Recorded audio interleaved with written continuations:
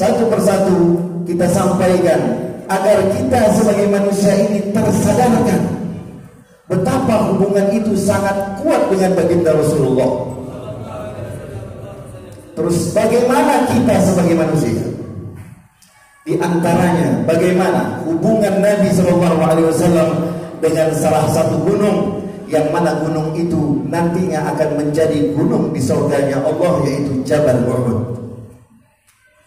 Bagi yang pernah menunaikan ibadah haji atau umrah, maka mungkin gunung ini sudah terlihat kita. Tetapi mungkin bagi kita tidak memiliki kesan karena kita tidak memiliki pengetahuan tentang Jabal Uhud ini. Dan mungkin hanya sedikit saja yang berkesempatan untuk ke sana. Apa yang ada di sebalik kisah Jabal Uhud ini dengan Nabi Muhammad? Nabi SAW sewaktu masuk ke kota Madinah, faltafata Nabi SAW ila Jabal Uhud. Masuk ke kota Madinah, Nabi menoleh ke Jabal Uhud. Pandangan Nabi SAW kepada Jabal Uhud bukan pandangan yang biasa. Pandangan Nabi kepada apapun bukan pandangan yang biasa. Apa kata Nabi SAW? Hada Jabal Uhud, yuhibbuna wa nuhibbuh. Ini Jabal Uhud, gunung ini mencintai kita dan kita mencintainya. Tidak akan pernah terjadi dalam kehidupan kita seperti itu. Kita tidak pernah memuji yang ada di sekitar kita. Bahkan yang sudah memberikan hasil pun secara terus menerus, buah-buahan, panen dan lain sebagainya, tidak pernah kita memuji. Kita katakan ini, saya mencintai ladang sawit saya mencintai ladang beras saya, ladang padi saya mencintai ladang buah-buahan saya. Artinya ujian secara khusus antara kita dengan makhluk Allah tersebut tidak pernah terjadi. Kita mencintainya dalam arti kata apa? Karena memberikan hasil. Tapi ini Nabi mengatakan, hada jabal yuhibbuna wa nuhibbu. Gunung ini mencintai kita dan kita mencintainya. Kita, yaitu Nabi Sallallahu Alaihi Wasallam. Kalimat ini bukan kalimat yang ringan, ini adalah kalimat yang berat. Apa pelajaran yang bisa kita ambil dari itu? Di antaranya adalah bahwasanya terjadi hubungan antara Nabi SAW dengan Jabal Uhud. Bagaimana Nabi bisa mencintai sesuatu dan sesuatu mencintai Nabi sedangkan hubungan tidak ada?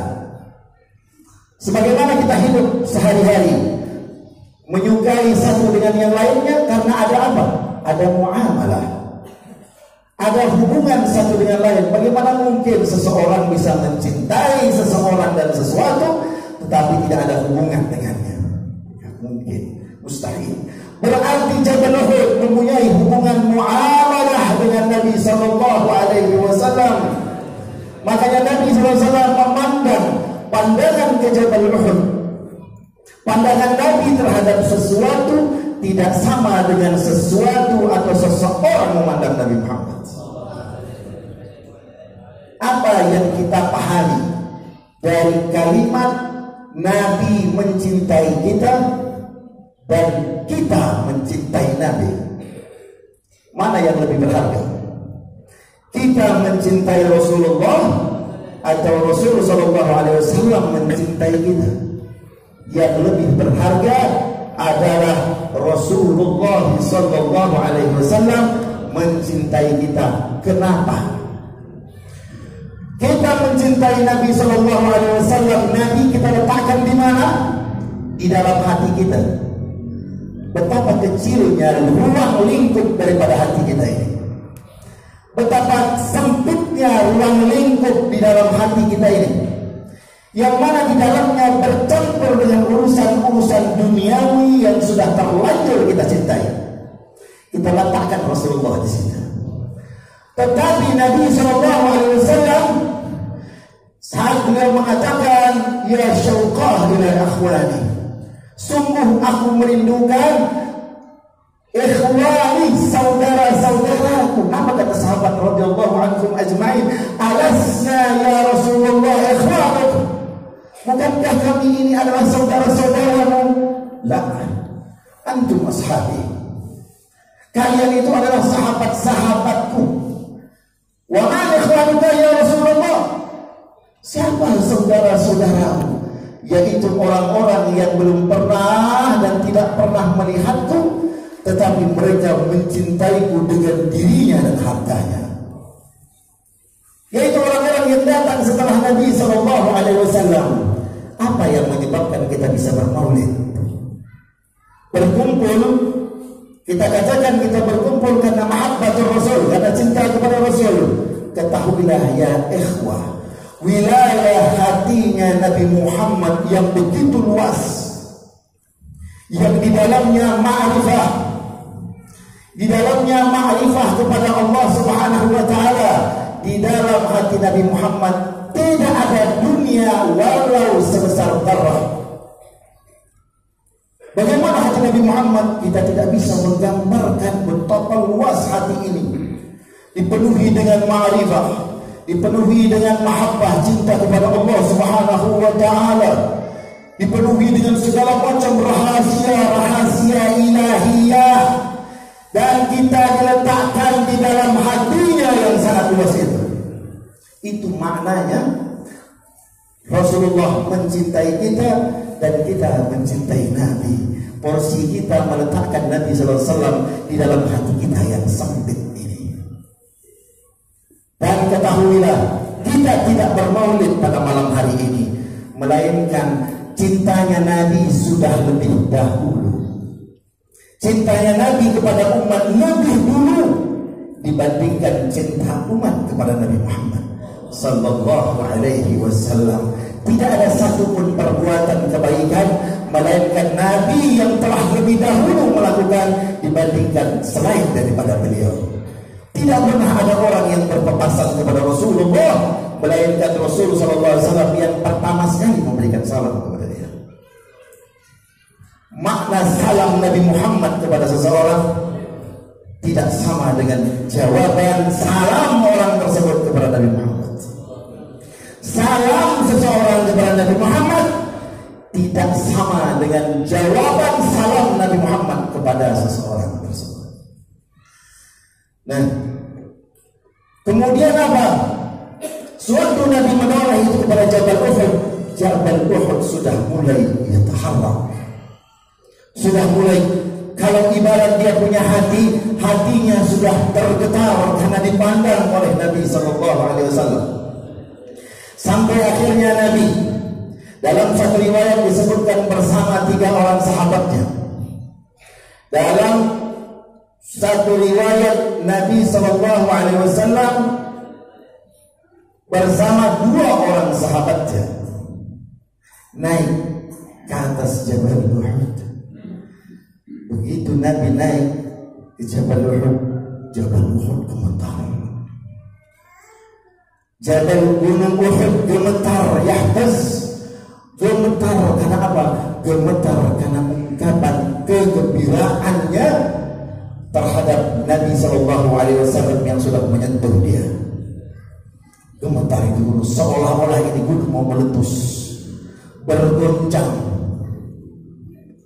Bergoncang, saking goncang itu semakin lama semakin kuat, seperti kita ketemu dengan seseorang membuat kita gemetar. Tapi gemetarnya bukan karena takut, gemetarnya itu karena apa? Karena gembira yang luar biasa, rindu yang luar biasa ini yang terjadi dengan Jabal Uhud. Sampai akhirnya Uskun ya Uhud, Nabi berbicara, berdialog, wahai Uhud, tenang, tenang, alaika Nabi wa siddiq wa syahidan. Tenang ya Uhud, Sesungguhnya sekarang di atas kaum ini ada seorang nabi, ada seorang siddiq, yaitu Sayyidina Abu Bakar, dan 2 orang syahid, yaitu Sayyidina Umar bin Al-Khattab dan Sayyidina Utsman bin Affan. Begitu sudah di kaki Nabi SAW itu memberikan isyarat agar tenang, serta merta Jabal Uhud tenang. Apa pelajaran yang bisa kita ambil dari peristiwa ini? Kita tidak hanya semata-mata melihat dari segi mukjizatnya Nabi SAW. Apa yang bisa kita ambil? Di antaranya gunung. Apa yang kita pahami dengan gunung? Kita anggap ini adalah benda mati, minal jamadat, benda mati. Kalau seandainya ini gunung diperkenankan oleh Allah Subhanahu wa taala untuk berbicara kepada kita, dia akan mengatakan, wahai segenap manusia, kami saja yang kalian anggap adalah benda mati, tetapi betapa kami merindukan Nabi sallallahu alaihi wasallam, betapa kami membuat kami bergetar karena kerinduan kepada Nabi sallallahu alaihi wasallam. Bagaimana kalian, wahai manusia, yang kalian ini katanya umat Nabi Muhammad, apakah kalian tidak pernah bergetar, tidak pernah menginginkan, berharap, merindukan bertemu dengan Nabi kalian? Kami adalah gunung, kami adalah benda mati. Allah Subhanahu wa taala perkenankan pada saat itu, tunjukkan bahwasanya al-kainat, seluruh ciptaannya itu memiliki perasaan. Apa yang kita pahami dari dinding, lantai, semua? Tidak bisa kita pungkiri, kita paling hanya mengatakan ini hanya sebagai benda-benda mati. Tapi ketahuilah, semuanya ini memiliki perasaan. Dan Allah Subhanahu wa taala tunjukkan bahwasanya ciptaannya itu semua memiliki perasaan lewat Nabi Muhammad SAW. Sehingga begitulah perlakuan Nabi SAW terhadap apa yang ada di sekitarnya yang merupakan ciptaan Allah Subhanahu wa taala. Ini pelajaran yang kita ambil. Kita bermaulid ini sekarang adalah bahagian daripada itu,